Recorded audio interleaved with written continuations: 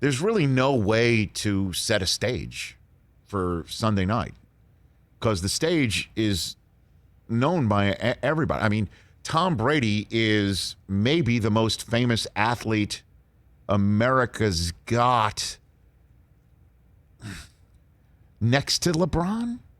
I mean, I would say LeBron's probably a little more famous just because basketball is more of an international sport. That's, but Tom Brady is internationally known. His name is now going to be synonymous with winning.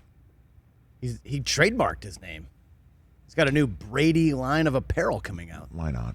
Plus, he's doing commercials, Subway commercials now, so it's a wrap. And they're hilarious. Yeah, they're They're really funny. The one that's a mock cologne ad is just it's very funny. But you don't eat bread. Funny stuff. It's a commercial. But there really is no stage that needs to be set because he's going back to Foxborough. He's going back to Gillette, where there are 6 banners hung. And on top of it, there's the fact that he returns as a defending Super Bowl champ for the team he left to go play for. Yeah, for another team. When Brady left for Tampa, we all were shocked because we thought he was going to go where? Chargers were in the mix. You heard the rumors about Tennessee. He was knocking on their door. Raiders, maybe. 49ers was a big hot rumor at the Combine. Yeah, going home. Hot. Right. Raiders, when we had Mayock on in the Combine in 2020. And I asked him about the Brady rumors, and he just, he stick that aside like Dominic Hasek, standing on his head, okay? Great save by the keeper. And so we all looked for the schedule, do the Patriots play the Buccaneers? Right on the spot. And I remember looking at it. I remember where I was on the set of NFL Network's Free Agency Frenzy when the tweet came across that the Chargers were out. And then all of a sudden it broke that the Patriots were about to watch Brady go play for Tampa. Not return back. Over. And I remember reaching for the schedule and seeing it and go, oh, he plays him next year. That's too bad. This year would have been great. This year's actually not better. Thinking at all. Right. Not thinking at all that Brady would be coming back as a defending Super Bowl champ. And the Patriots would be starting a rookie in their first attempt at filling his shoes with a long-term plan. Because at the time of Brady signing with the Bucs, we weren't thinking at all that Cam Newton would be the guy to start a game for New England, the first one after the Brady era, because he didn't show up until June. And even when he did show up in June, we're like, this isn't long-term until he had a dynamite first 3 games. And we were thinking, maybe you lock him up forever if this is the way it's going to look. And then we all know it didn't work that way. Mm-hmm. But the fact that Brady's returning home as a defending Super Bowl champ and starting for the Patriots is a rookie from Alabama, Mac Jones, in his 4th career start, that this is the matchup. And this is the kid that Belichick, for sure, because Bill doesn't have another 15 years, you think. This is definitely Bill's first attempt at a long-term plan in winning without Tom Brady. That's the setup. There is no comparison. We can't look at other sports. Well, who's won 6 times in baseball and then returns for the home team to cheer or view or whatever you want to do, that he's now a visitor coming off of a championship season, World Series championship. NBA, is there such a thing that exists? It would have been like Jordan showing up for the Washington Wizards the next year. Yeah. After winning a leaving title. the Bulls and winning a title for them. Right. That's the only possible comparison you could say. Yeah. It's never happened before we're seeing Sunday night. There's no way to compute.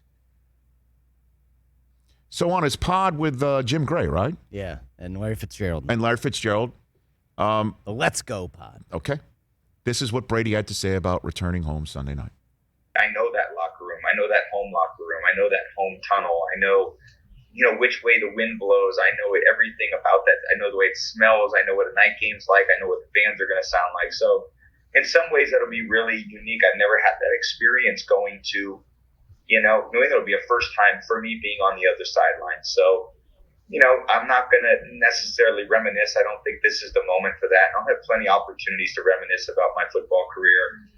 None of which I really care to do right now because I'm so much in the moment. And I'm not going to be thinking about, 20 years of history. I'm going to be thinking about one night of football, a Sunday night game coming off a really tough loss. They're coming off a really tough loss. So both teams are going to be fighting and clawing for a win. There's one thing I learned from the Patriots.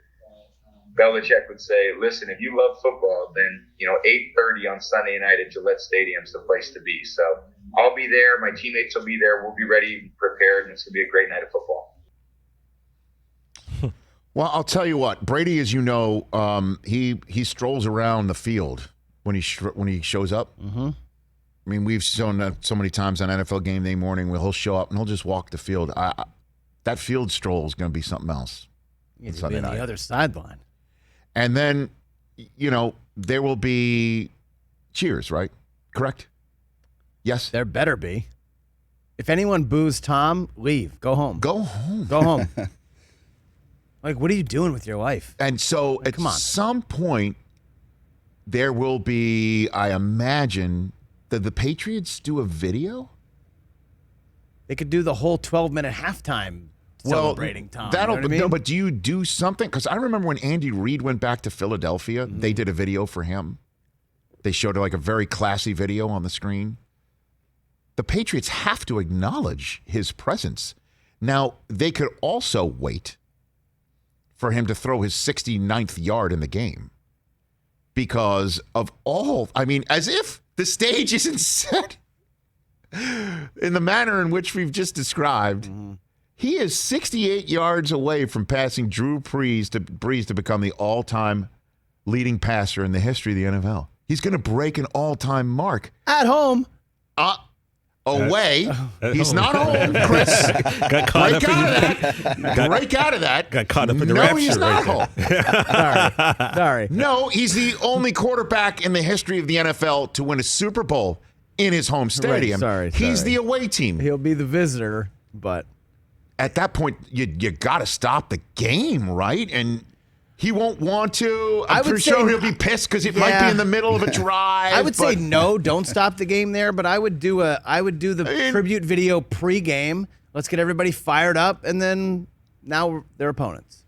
By the way, they have to boo him. Like, you cheer him. What are you talking about? You cheer him pregame. You give him all the love, but during the game, he's the opposition. Absolutely not. You know how many Brady jerseys are going to be in the stands? That's just how I look at it. Like, I'm going to show you so much love beforehand, but when the game starts, I got to boo you. There's a difference between rooting against and booing. Yeah, but I don't mean like, hey, Brady, like nothing off killer, but you're the opposition now, so I got to boo the man. Yeah, but but it's a unique situation. This is a one-of-one situation. Yes, he's the opposition, but every Pats fan, if they're honest with themselves, was rooting for the Bucs last year to win the Super Bowl.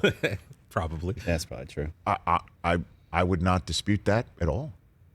You were. I know. I mean, of course. Certainly against the Chiefs. Certainly on the day of. Yeah, right? Absolutely. I wanted the Bucs to win last year because I love Tom. That guy has brought me more joy than any other athlete ever aside from David Ortiz. So, yeah, I want that guy to be awesome. Do I want him to win on Sunday? No way. That's why you got to boo that man. Totally understandable. But I'm not going to boo him. I mean, I hope he has 5 touchdowns and 500 yards. But I hope the Pats win 35-34. Well, you understand if that's the case, you ain't winning that game, right? If he has 5 I just saw him throw 400 yards, 4 touchdowns, and 400 yards and no picks, and they lost. Yeah, but that was to the Rams. So anything can happen, man. Oh, man, I'm telling you, folks, this is coming. I think we're at the beginning of this crest. It's the beginning of this wave. It's coming. And look, I know the Rams are playing the Cardinals. The Seahawks are playing the Niners. This weekend. They're just throwing it out there. The deepest end of the pool is the NFC West, as you know.